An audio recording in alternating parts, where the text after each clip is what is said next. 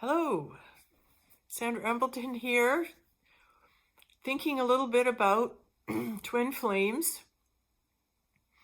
And what I was thinking about and what I was asking about was when you are a twin flame and when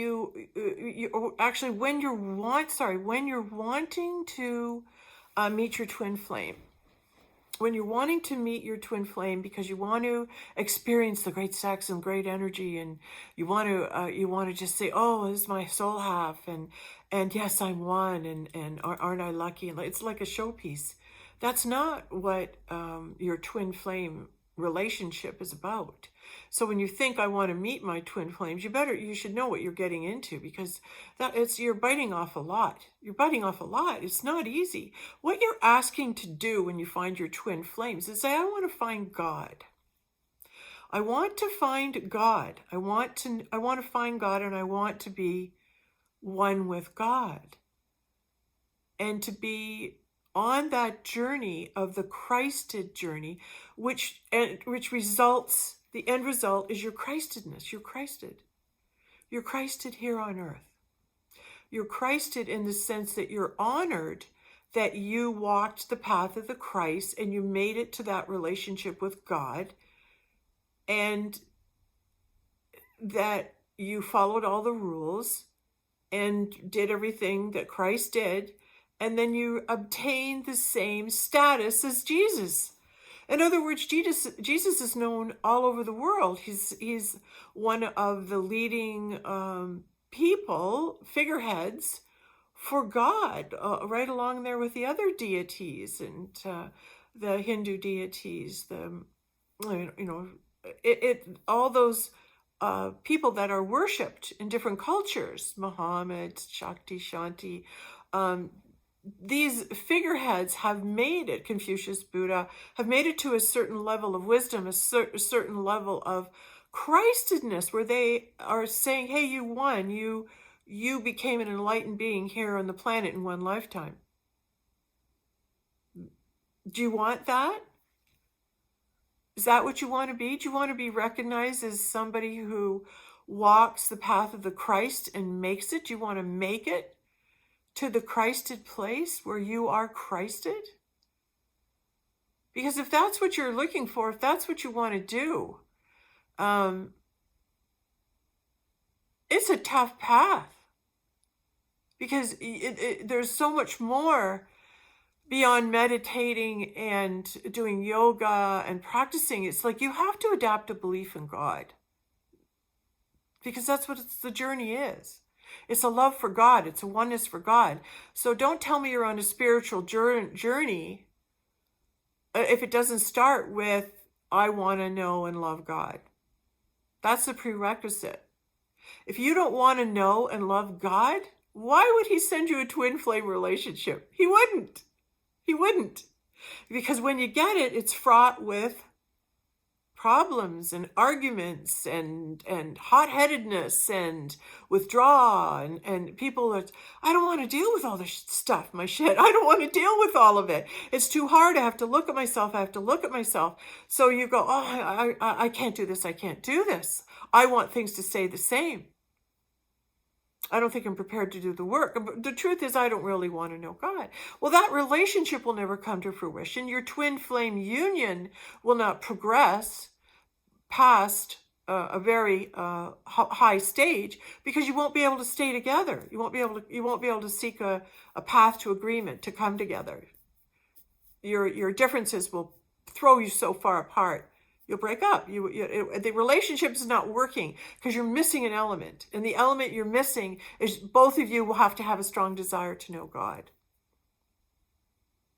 And once you both have that strong desire to know God, then that is when God brings you himself in another. God says, I love you so much. I'm coming to love you, Sandra. I'm coming to be the one to love you. And then he picks a body, and he comes through that body, that person, that vibrational frequency that he's able to be seen in. And he comes to you and says, I'm here in this person. I'm here in this person. Can you see me? Can you see me? And then he gives you clues. He'll throw clues at you. This person knows you better than you know yourself. This person seems to be able to share a high vibration with you. This person, you have a lot of similarities, a lot in common. There's so many wonderful things that come at you. But you have to get knocked off the horse and get back up. You have to find a way to get past your difficulties, separate from each other, and get up, brush yourself off, and go back in and try again. I can see more of myself. I can see more of myself, because your twin flame's there to show you, to show you. And if you can't look at you and who you've become and what you are, then you're of no need for that relationship, and it will leave you. It's for goers. It's for people who want to go on that path, who want to become Christed souls, enlightened beings, who want to be the ones that bring true peace and healing to the planet. They just want everyone to stop fighting. They just want people to love one another, sit in your room and be peaceful and be with God. Just calm down. Everybody calm down. You're thinking this world of the physical is real, but it's just a game. It's an illusion. Sit down. Sit down, grab the popcorn, sit back, watch what you've created. Watch where you are right now. What have you created right now?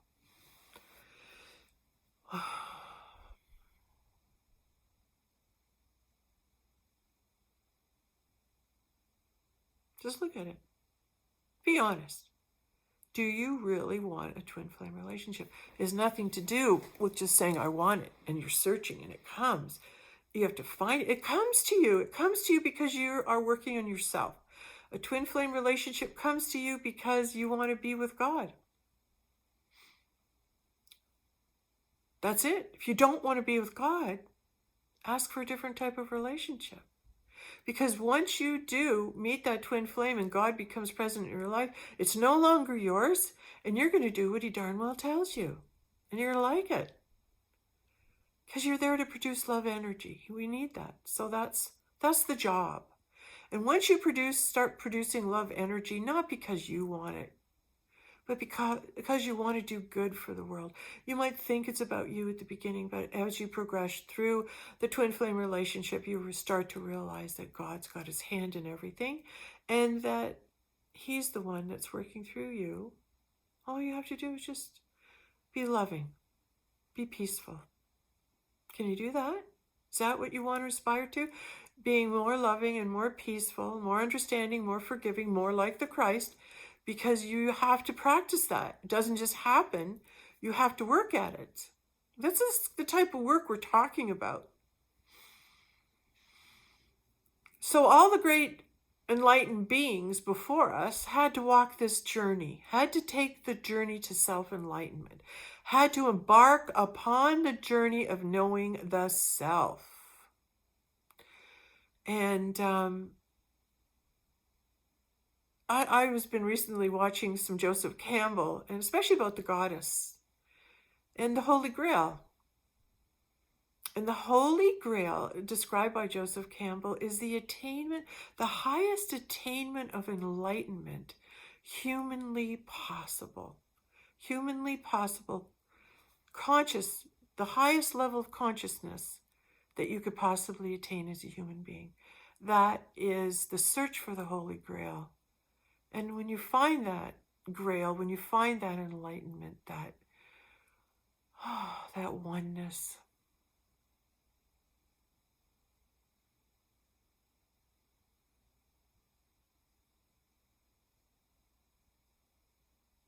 it's then you know. You can tell the Holy Grail. You can see it in another.